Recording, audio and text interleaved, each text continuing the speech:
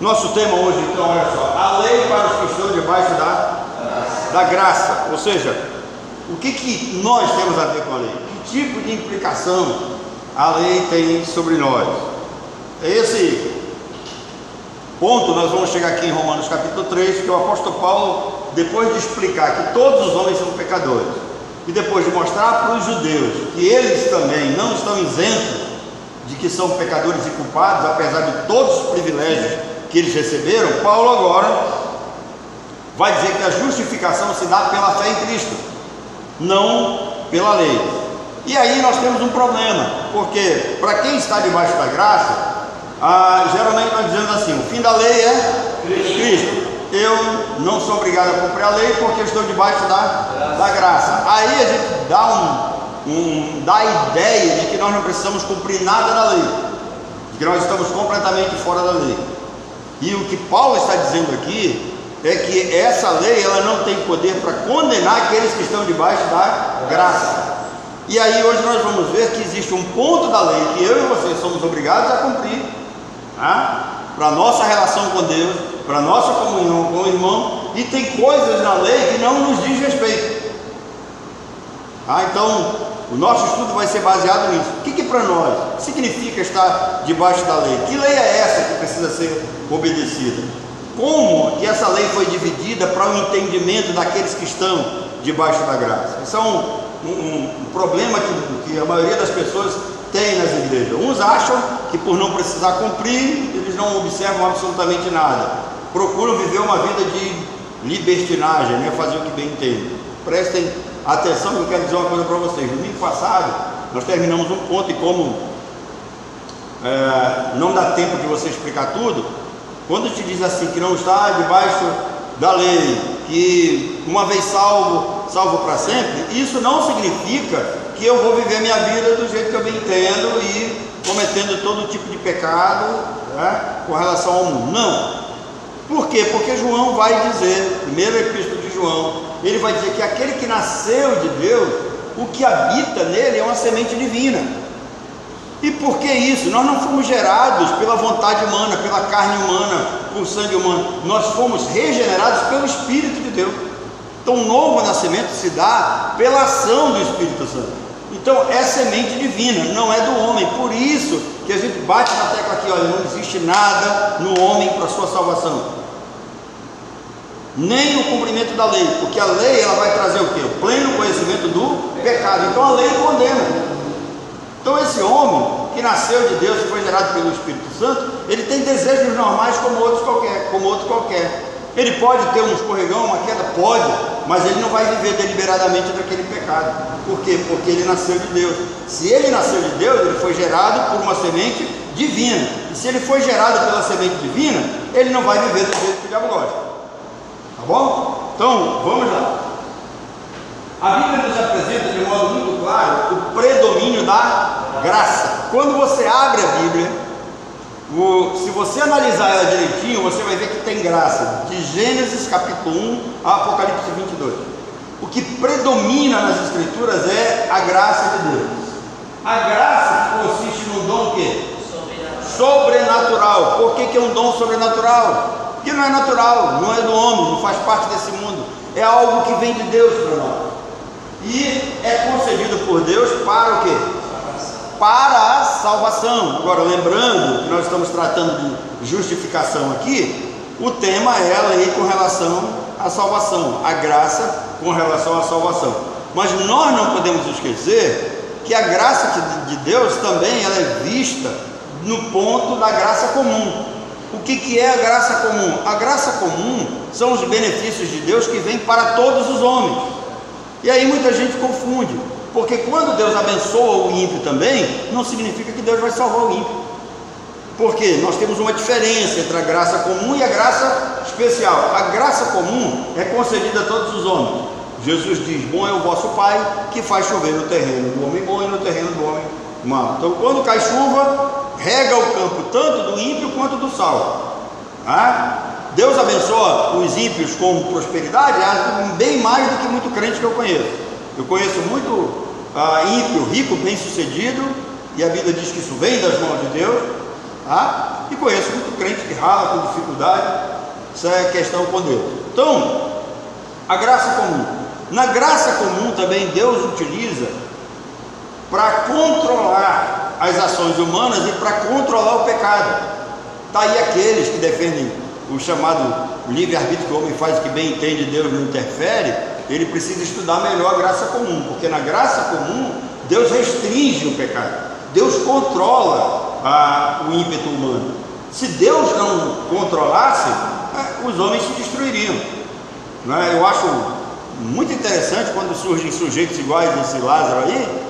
O cara tem essa má índole e as pessoas se assustam. Gente, isso é o normal do ser humano, tá? E que Paulo diz, as obras da carne são o quê? Prostituição, impureza, violência, lascívia, essas coisas todas. Jesus diz o quê? Disse o quê? Do coração do homem procede o quê? Maus desígnios. Por que esse homem então não se destrói? Porque a graça comum de Deus controla.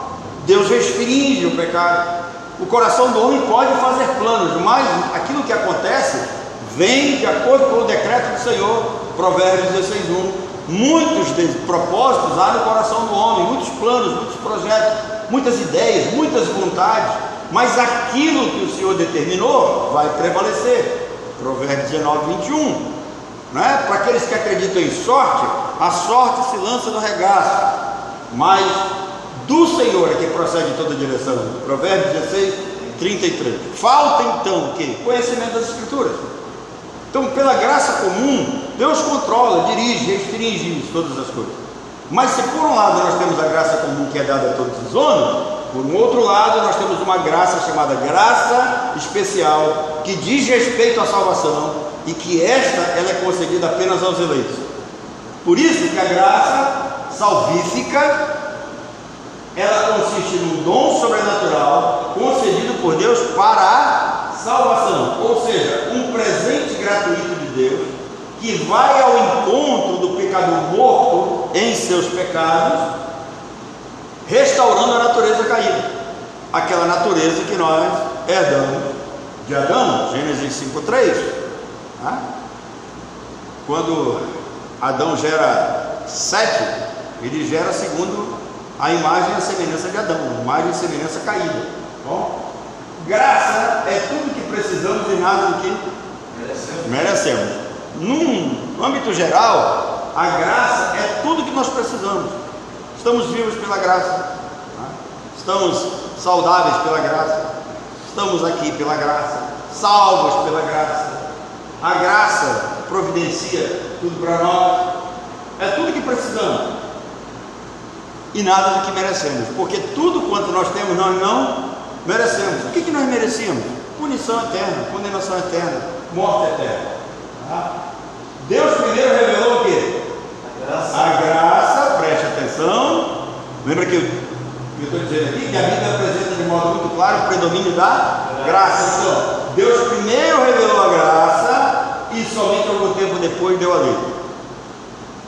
Agora, não esquecendo que a palavra de Deus serviu de lei, tá? Mas primeiro Deus revelou a graça e depois ele deu a lei. Quem diz isso é o apóstolo Paulo, em Gálatas capítulo 3, versículo 8. Ora, tendo a Escritura previsto que Deus havia de justificar pela fé os gentios, anunciou primeiro o Evangelho a Abraão, dizendo: todas as nações serão benditas em ti. Então a graça, ela foi dada a Abraão, foi revelada a Abraão. Antes da lei, foi dada a Moisés. É isso que Paulo está dizendo, tá? Então no Evangelho a salvação é pela graça. Então Deus evangelizou fazendo-lhe uma promessa. A nova aliança foi estabelecida em Cristo, o descendente. Mas digo isto, isso aqui é um verso, hein? Mas digo isto, que tendo sido a aliança anteriormente confirmada por Deus em Cristo, a lei que veio 430 anos depois não é invalida, de forma a abolir o quê? A promessa. Então, Deus concedeu a graça a Abraão, revelou sua promessa a ele, fez um pacto com ele. Nós vimos aqui que havia uma cerimônia, né, do pacto, cortava-se os animais, passava-se os dois no meio, e para que Deus não tivesse que matar Abraão, Deus passa sozinho, foi explicado isso aqui. Então, depois que Deus revelou a graça a Abraão, Moisés, que vem depois, recebe a lei. E o que ele está dizendo? A lei não invalida a graça. E se nós formos olhar, a graça é muito mais pesada do que a lei. Porque a lei dizia olho por olho. Aí Jesus vem e diz: olha, eu porém vos digo, amai os vossos inimigos. Como é que você vai entender isso aí? É o amor que a Rede Globo ensina? Não, é um amor no sentido de que eu não vou matar meu inimigo, eu não vou agredir, eu vou respeitar. Mas deixa meu inimigo lá e eu tenho. Tá bom? Então é errado pensar que primeiro veio a lei e depois a graça. Algumas pessoas pensam nisso. As pessoas pensam que primeiro veio a lei e a graça vem no Novo Testamento. Não é? Primeiro veio a graça. A graça é antes dos tempos eternos. Por que a graça é antes dos tempos eternos? Porque a eleição para a salvação é antes da condenação do mundo. Passa. Então Paulo disse que a condenação veio antes da lei, pois antes da lei estava o pecado no mundo. Antes da lei já havia pecado e já havia condenação, e esse homem não é destruído pela graça de Deus. Então tanto o Antigo Testamento quanto o Novo Testamento é dominado pela realidade da graça divina. Agora, vamos olhar aqui. A lei no Antigo Testamento. Lei no Antigo Testamento. Lei é usada na Bíblia com sentido bem o quê? Definidos. E com diferentes sentidos. Vocês entendem, Jamil?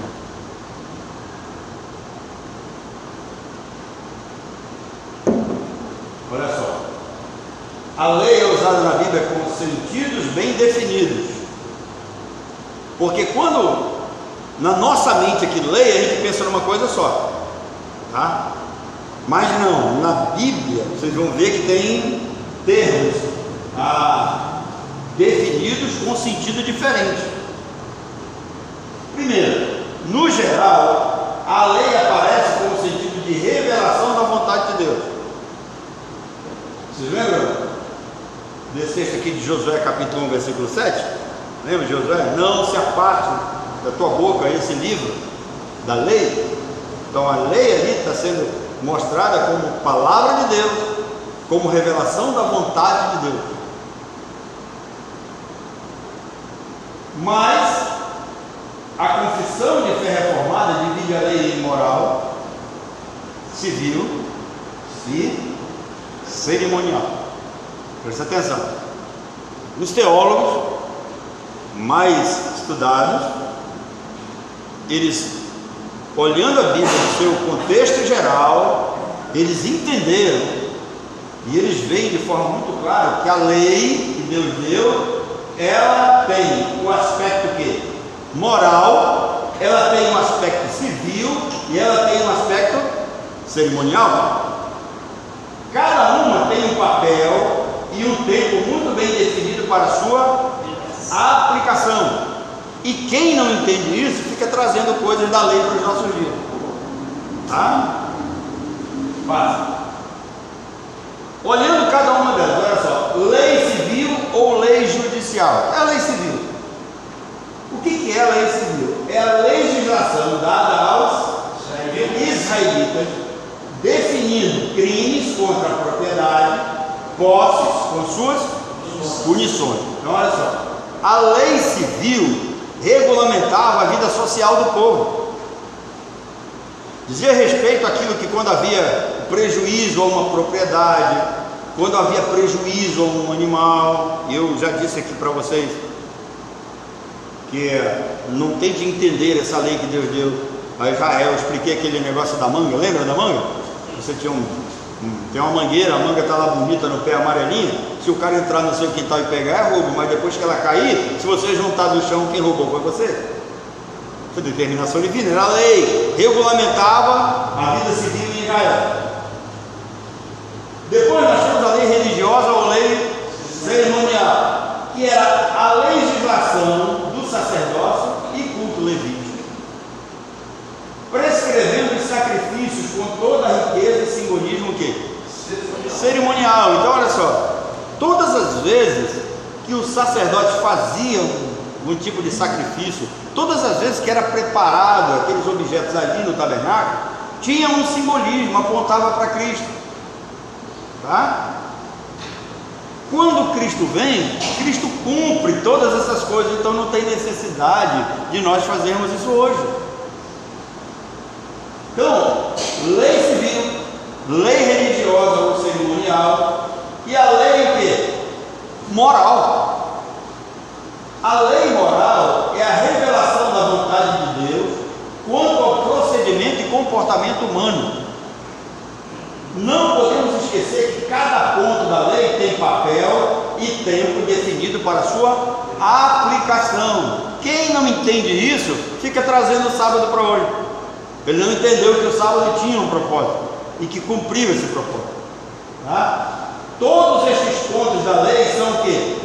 Aplicados aos nossos dias? Não. Claro que não. Todos esses pontos aqui, a lei civil de Israel vale para nós? Não. Tá? Então por isso que, fazendo esse estudo mais aprofundado, a gente acabou dividindo isso aí, porque a lei civil de Israel não tem nada a ver conosco.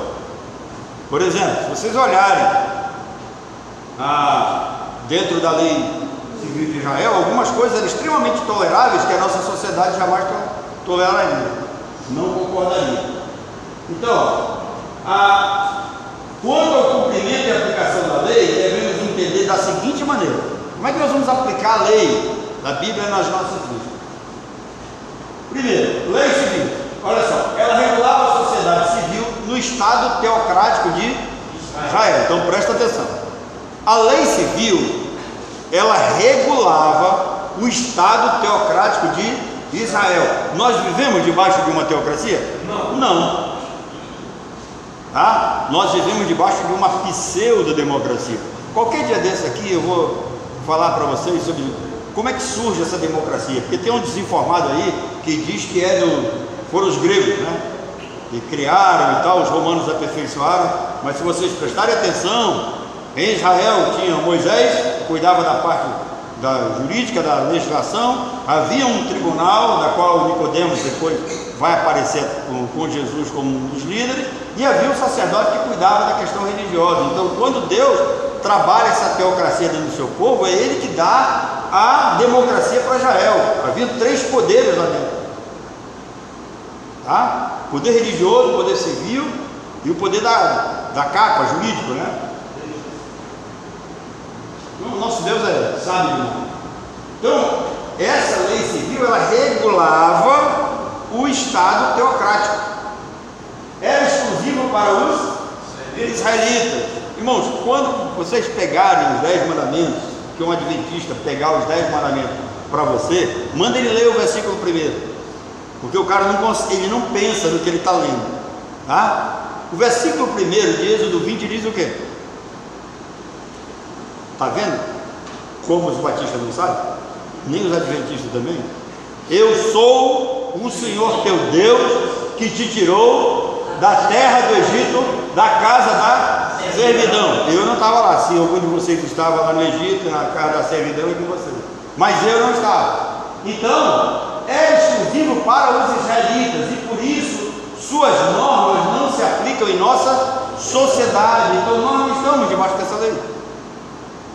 Adventistas e sabatistas, tá? Sabatistas são todas as seitas que defendem que o culto seja no sábado, tá? Uma delas é a igreja de Deus. Já tem igreja batista e sabatista por aí. Herege surge de todo lugar, né?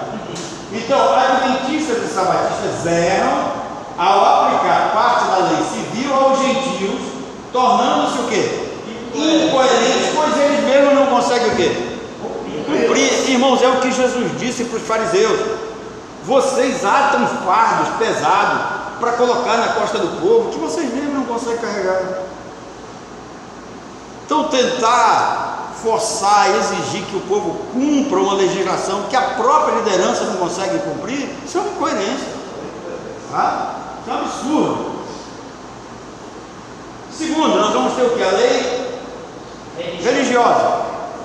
A lei religiosa, ela tinha, ou cerimonial, ela tinha a finalidade de educar os israelitas, doutrinar os israelitas quanto o quê? Quanto ao culto, como deveria ser feito. Deus tinha dito lá tudo direitinho, como é que deveria ser feito. Imprimir neles a santidade o quê? De Deus. Eles tinham que olhar para aquele culto, olhar para aqueles sacrifícios, olhar para aquele tipo de oferta que era aplicado ali, a forma como era feita, e entender que ali estava a presença de Deus. Hoje, como nós olhamos para todos aqueles elementos lá, e nós vemos que Cristo nos elementos, né? Por exemplo, quando Jesus diz: eu sou a porta, qualquer dia desse eu vou pregar sobre isso aqui. A gente sempre olha para uma porta dessa aqui, né? Mas ele não estava falando dessa porta. Ele diz: eu sou a porta do tabernáculo. E aí, quando eu for pregar isso para vocês, vocês vão entender quando ele diz que significa entrar por mim, sairá e achará pastagem. Como é que vai entrar e vai sair? Né? Geralmente a gente entra numa porta e a tendência é a gente, para sair, nós temos que voltar pelaquela porta. Mas no tabernáculo tinha 3 portas. Tá? Não vou explicar aqui, deixar os colegas curiosos. Então, ela tinha a finalidade de educar, de doutrinar, de ensinar o povo. E mais, o propósito da lei era indicar o Messias. A lei, ela acabou servindo de quê? De aio, apontou para Cristo, fora do qual não há perdão e eterna esperança de salvação. Então, a lei estava dizendo para o povo assim: olha, eu só condeno vocês, não tem que se justificar por mim, porque vocês vão morrer. Vocês vão se condenar no resto da vida. Então me esqueçam, eu apenas trouxe condenação. Vocês já estão condenados. Então agora olhem para Cristo, porque é Ele quem vai livrar vocês da maldição da lei. Como é que Ele faz isso? Ele se faz maldição em nosso lugar. Entende? Quando a gente vai juntando as peças, vai fazendo sentido essa doutrina.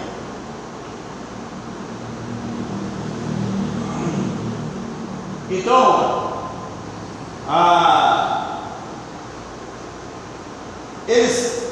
eles acertam em considerá-la o quê?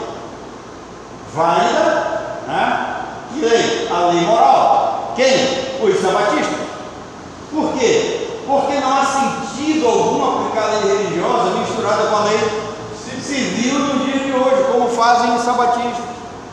Não tem coisa que dá para a gente pegar, entender que eles estão certos, eles não estão totalmente errados.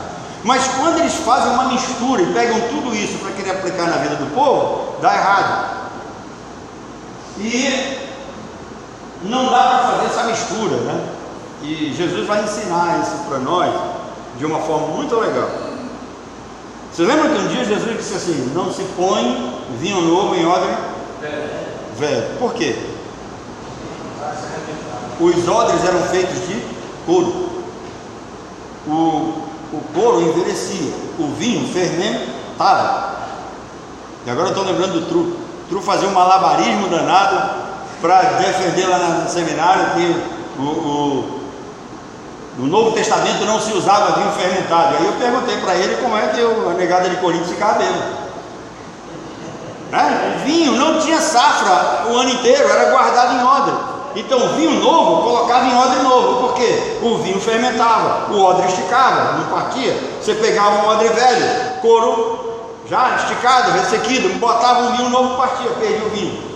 Então Jesus diz: não se põe vinho novo em odre velho. O que ele está dizendo? Não se faz uma mistura de graça com lei, não tem como. Quando Paulo diz as coisas velhas já passaram, está falando de tudo isso, essa lei, desse cerimonial todo, tá? Dessas implicações que não tem nada a ver conosco. Então, terminando a lei cerimonial, nós vamos ter a lei moral. Então, civil, religioso e moral. Na moral, mostrava ao homem os seus direitos e deveres diante de suas carências, auxiliando a discernir entre o bem e o mal e o certo e o errado. Então, a lei moral é dada para quê? Para auxiliar o homem, para o homem entender o que é certo, o que é errado, fazer o bem, fazer o mal. Esta sim é aplicável o quê? Em todas as épocas e em todas as ocasiões. A lei moral de Deus, ela é aplicada em todas as épocas e em todas as ocasiões. um ponto muito claro para nós aqui. Em todas as religiões do mundo, em todas as sociedades, civilizações do mundo, existe uma punição para o assassino, para o assassinato. Por quê? Porque a lei moral de Deus diz: não matarás. Ninguém tem o direito de tirar a vida de outra pessoa. Os sabatistas acertam então em considerá-la válida, a lei moral. Porém, eles erram ao confundi-la e mesclar com as outras duas, prescrevendo uma aplicação confusa e desconexa. Então, quando lemos um texto bíblico, principalmente do Antigo Testamento, é preciso saber a qual tipo e o ponto da lei o texto se refere. Se o texto está se referindo à lei moral, se o texto está se referindo à lei cerimonial, se o texto está se referindo à lei civil. Então, para saber se cabe a gente aplicar ou não, né? Mostrar um negócio muito interessante. Quando o apóstolo Paulo escreve Romanos capítulo 7, tem um texto lá que muita gente usa, e usa sem saber. O cara diz assim: a mulher está ligada ao marido enquanto vive. Morrendo o marido, ela fica livre. Então presta atenção. O que os caras fazem? Eles pegam esse texto, eles dizem assim: o casamento é até a morte. Só que essa lei não é lei divina. Não aparece essa legislação para Israel. Essa legislação Paulo está usando de Roma, era a legislação romana. Porque seria uma incoerência. Como é que Deus diz que o marido está ligado à mulher enquanto vive e ele permite o divórcio lá em Israel? Você vai pegar Malaquias capítulo 2. Na nossa versão em português diz que Deus odeia o divórcio. A gente vai para o hebraico, não é divórcio, é repúdio. Por quê? Lembra que Jesus diz que quem casa com a repudiada comete adultério com ela? Havia uma diferença entre a mulher divorciada e a mulher repudiada. No divórcio, ela recebia a carta de divórcio e tinha o direito de reconstituir a vida, porque o cara lhe dava o direito. Quando a mulher era repudiada, ou ela voltava para a casa do pai dela, ou ia ser mendiga, ou ia ser prostituta. O marido não dava ela o direito de recomeçar a vida. É nesse sentido. Então, sabe, tem uma ignorância enorme no meio evangélico, os caras que ensinam sem o menor conhecimento. E aí criam toda essa confusão na cabeça do povo. Não estou estimulando ninguém a se divorciar ainda, por favor. Eu vou dizer que fui eu que mandei. Então, é preciso saber como essa lei se aplica em nosso mundo. A gente precisa saber como o nosso mundo vai lidar com essa lei moral, com essas leis todas, dentro da legislação que nós temos. Vou dar um exemplo muito claro para vocês. 1 Coríntios capítulo 5 tem um problema lá do cara que estava vivendo com a mulher que tinha sido do pai dele. Com certeza não era a mãe dele, mas um exemplo aqui muito claro. Então, a minha mãe faleceu, graças a Deus ela está aqui, saudável. Mas minha mãe faleceu. Aí meu pai tem um relacionamento com uma outra mulher. Ou meu pai morre, ele abandona em casa e eu vou e assumo a mulher. No Brasil isso não é pecado, não tem nenhum problema, Se meu pai não tem nenhum vínculo com ela e eu quiser casar com ela, não tem. Mas no meio judaico tinha. É por isso que Paulo pega a igreja de Corinto, que está dentro de um contexto judaico ainda, eram judeus e gentios, e para não criar um problema na igreja de disputa, Paulo diz: olha, pega esse cara, exclui ele, tira ele do meio de vocês. E assim fizeram. Se você conhece bem a carta aos Coríntios, no capítulo 2, no versículo 5, 6 e 7, esse cara lá, a mulher se arrepende e volta para a igreja, e Paulo manda acolher ele de volta. Mas aqui no Brasil não teria problema. Então a gente precisa entender e aplicar cada norma. As leis civis e cerimoniais de Israel não têm um caráter o quê? Normativo para o povo de Deus hoje debaixo da graça. Então, as leis civis e as leis cerimoniais não têm caráter normativo para nós. Nós não somos obrigados a guardar o sábado, a sacrificar animais, a não comer certo tipo de animais. Isso não se aplica para nós. Né? Há uma ignorância enorme quando um grupo vem e diz para você que você não pode comer carne de porco, já viu? Não pode comer anta, não pode comer, né? Essas coisas todas, presta atenção. Aí quando você abre Romanos 14 é o que? Antigo Testamento ou é Novo? É Novo Testamento. Paulo chega lá e diz assim: comei de tudo que se vende no mercado sem nada perguntar. Comei de tudo sem nada perguntar. Irmãos, ele queria quebrar isso no Pedro judeu, no judeu Pedro. E aí o judeu Pedro, não entendendo essa questão, porque Deus tinha mandado ele ir na casa de um gentio, Pedro diz: não vou me contaminar. Aí Deus dá uma visão para ele, desce um lençol do céu, né, com todo tipo de animal, réptil, quadrúpede lá, e aí Deus experimenta e come. Ele diz: não, jamais comi coisa impura na minha vida. Aí Deus diz: olha, Pedro, não considere impuro aquilo que Deus criou e santificou. Então, falta o quê? Falta bom senso, e falta esse povo usar massa encefálica para poder separar esses pontos e saber o que é praticável e o que não é. Para quê? Para não colocar um fardo pesado na costa do povo. Eu estava até vendo um cara que, de vez em quando eu vejo algumas coisas dele na internet, Iago Martins, ele é bonzinho, né? Tem os seus exageros também, mas ele estava fazendo uma análise sobre aquele Rodrigo Silva. Muita gente assiste. Rodrigo Silva é um adventista. Se você pegar todo o material de arqueologia dele, é muito bom. Tem umas coisinhas lá que eu não concordo, mas é muito bom. Você pegar o ensino dele, o cara ensina direitinho. Quando você vai para a doutrina dele, ele é Ellen White acima de Jesus Cristo. Está entendendo? Então, o ensino desse cara está contaminado, tá? Porque não consegue entender essa coisa. Ainda que a lei civil e religiosa nos ensine sobre a justiça e a santidade de Deus, a lei que permanece em nossa e em todas as épocas é a lei o quê? Moral. Então, a lei civil e a lei religiosa vai nos ensinar sobre o caráter de Deus, sobre a personalidade de Deus, sobre a santidade de Deus, né? Quando Deus diz assim: não cobiçar a casa, a mulher, as coisas do próximo, Deus está protegendo aquilo que não é seu, que é do seu próximo, e que você não tem o direito de ir lá e tomar dele, né? Então, essa lei, ainda que revele a santidade, né, e a personalidade de Deus, ela não serve para nós hoje, mas a lei moral sim. Depois vocês vão ver onde é que nós vamos encontrar essa lei moral. Ela valeu para Adão, assim como valeu para os dias de quê? De Noé, Moisés e até o dia de hoje. A lei moral. Isso significa que hoje estamos debaixo da lei. Presta atenção, nós estamos debaixo da lei. Que lei? Cerimonial? Lei civil? Não, debaixo da lei moral.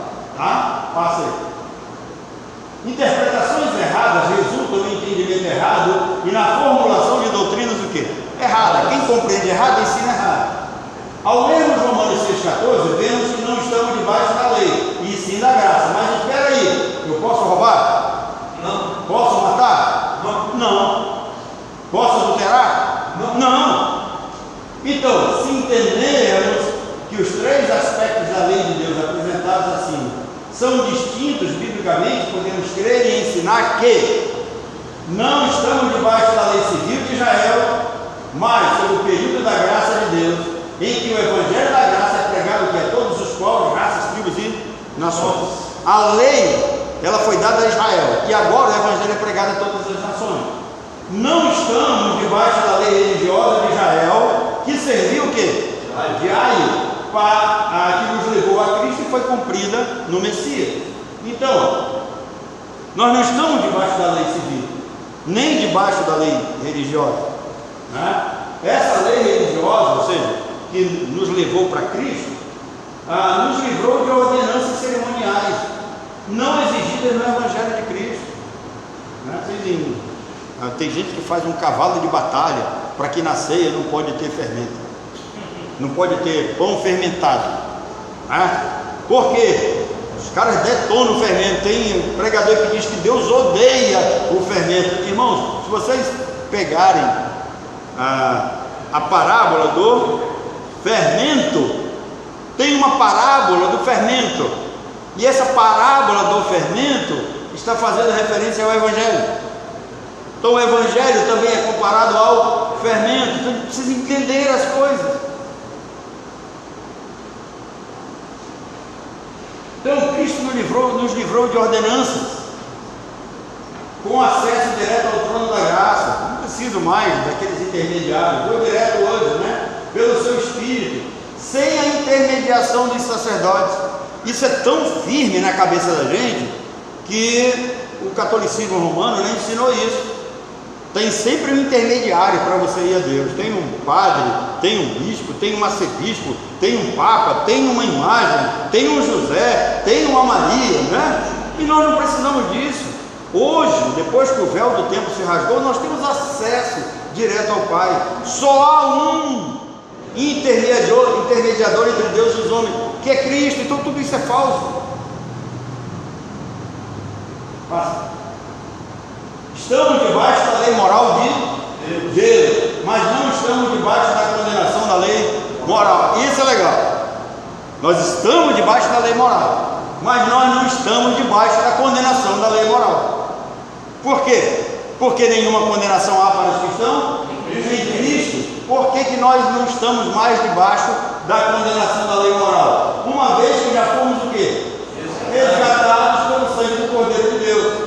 E o que o sangue do Cordeiro de Deus fez o quê? Tirou todos os nossos pecados, não é do mundo todo, não, do nosso, e nos achamos cobertos por sua graça. Por isso afirmamos que não estamos debaixo da lei, sim debaixo da graça. Quando eu digo que eu não estou debaixo da lei, que essa lei ela não me condena. Isso não significa que eu não vou ser obrigado a cumprir a lei moral, que a lei moral está em vigor, mas ela não me condena. Em Cristo eu posso quebrar essa lei, eu posso pecar diante dessa lei, mas ela não me condena mais. Porque onde abundou o pecado, onde abundou a condenação da lei, superabundou a graça. Portanto, estamos debaixo da lei moral no sentido de que ela continua sendo a soma de nossos deveres e obrigações para com Deus e com o próximo. Somos obrigados a cumprir 9 dos 10 mandamentos encontrados no Novo Testamento. Presta atenção. No Novo Testamento existem 10 mandamentos para nós cumprirmos? Não. No Novo Testamento só existem 9 mandamentos. Por isso eu desafio até hoje, no dia que um adventista me mostrar um mandamento para cumprir o sábado no Novo Testamento,